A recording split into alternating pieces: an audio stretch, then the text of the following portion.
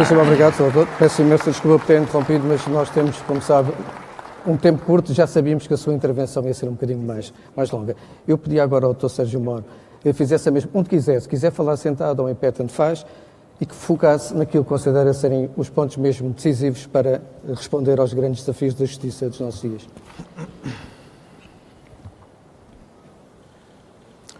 Boa tarde a todos. Gostaria só inicialmente de agradecer o gentil convite que me foi feito à organização para estar aqui nesse evento. É uma honra para mim estar dividindo esse painel com pessoas tão distintas e magistrados do presente e do passado em relação aos quais eu tenho grande admiração. Falar rapidamente sobre a corrupção e o enfrentamento da corrupção. A corrupção, seja a corrupção pequena ou a grande corrupção, elas constituem um mal em si, e isso deve ser adequadamente investigado, processado, segundo o devido processo e punido nas cortes de justiça. Mas, eventualmente, a corrupção pode adquirir um aspecto mais grave quando ela se torna habitual, quando ela se torna uma espécie de regra de comportamento. Nós passamos a denominá-la a corrupção como a corrupção sistêmica. E essa corrupção sistêmica é uma corrupção muito grave. Ela, primeiro, tem um efeito extremamente negativo em relação à economia. Ela afeta a produtividade econômica de qualquer país, pelos custos agregados à necessidade de se pagar vantagem indevida em contratos públicos.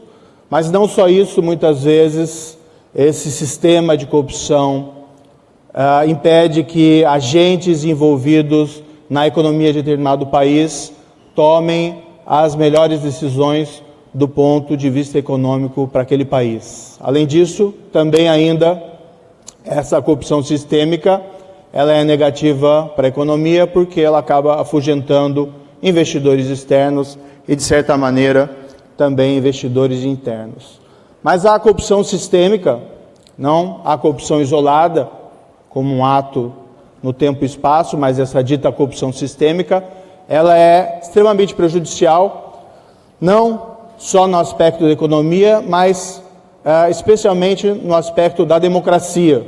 A democracia, ela é fundada especialmente na confiança, numa relação de confiança entre governantes e governados.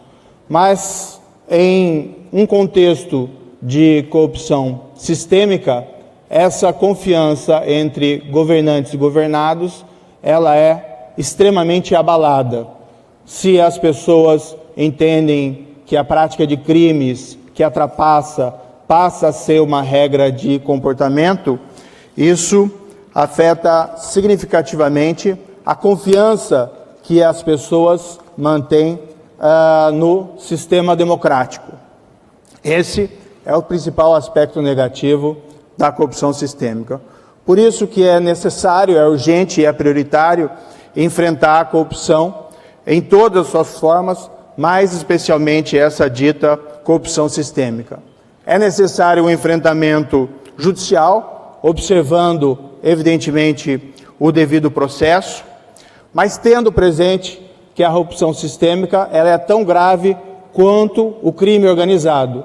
E aquelas ferramentas que muitas vezes são tidas como essenciais para o enfrentamento do crime organizado, também se fazem necessários para o enfrentamento da chamada corrupção sistêmica.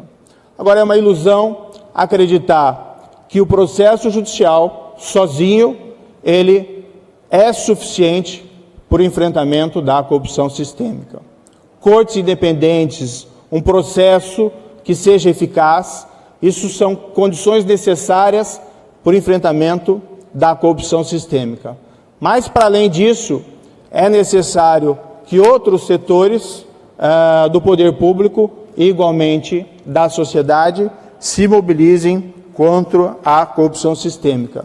A sociedade civil, o setor privado e, igualmente, lideranças políticas não comprometidas com a corrupção.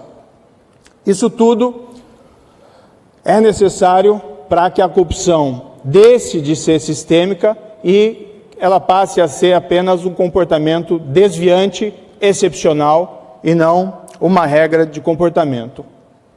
Eu não tenho tempo aqui de descrever os casos atualmente enfrentados no Brasil. Posso eventualmente responder algumas dúvidas nas perguntas, no que for possível, mas eu sei que muitas pessoas olham atentamente a situação do Brasil atual e se espantam com os níveis de corrupção que foram descobertos nessa chamada investigação Operação Lava Jato, ou a Car Wash Operation. De fato, considerando apenas os casos que já foram julgados, porque existem muitos casos ainda pendentes, mas considerando os casos que já foram julgados, de fato a corrupção descoberta no Brasil, ela é vergonhosa. Mas eu gostaria de deixar aqui, eu acho que esse é a minha mais importante mensagem nesse evento, que é uma outra perspectiva de se analisar esses casos de corrupção que têm sido descobertos no Brasil. Porque o Brasil está dando passos sérios e firmes no enfrentamento da corrupção sistêmica. E não há nenhuma vergonha nesse tipo de ação do Brasil.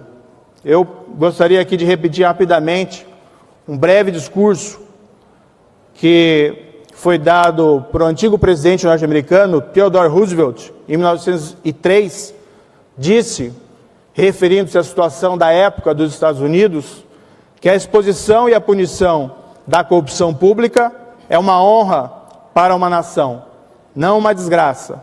A vergonha reside na tolerância, não na correção.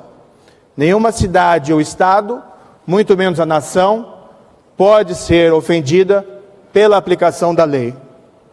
Então, embora se tenha muitas vezes essa visão negativa desses casos de corrupção que estão sendo descobertos no Brasil, mas eu peço a todos os senhores e senhoras que vejam esses casos em uma outra perspectiva. É o Brasil, é o país, não é uma ação somente de juízes, de procuradores, mas é um anseio da sociedade brasileira para que nós tenhamos um país mais limpo. Eu acredito que, apesar de todas essas turbulências, ao final do processo nós teremos um país melhor, com uma economia mais forte e com uma democracia de melhor qualidade, no qual a corrupção sistêmica passe a ser apenas uma triste memória do passado. Isso não é ainda algo garantido, esse é um trabalho em andamento, mas é possível ter esperanças, e não digo somente no Brasil, mas quem sabe em toda a região, que é uma região costumeiramente identificada como tendo problemas graves com a corrupção. Muito obrigado pela atenção de todos. Muito obrigado. Muito obrigado, Dr. Sérgio Moro. E pedi agora, portanto, ao Dr. Baltasar Garzón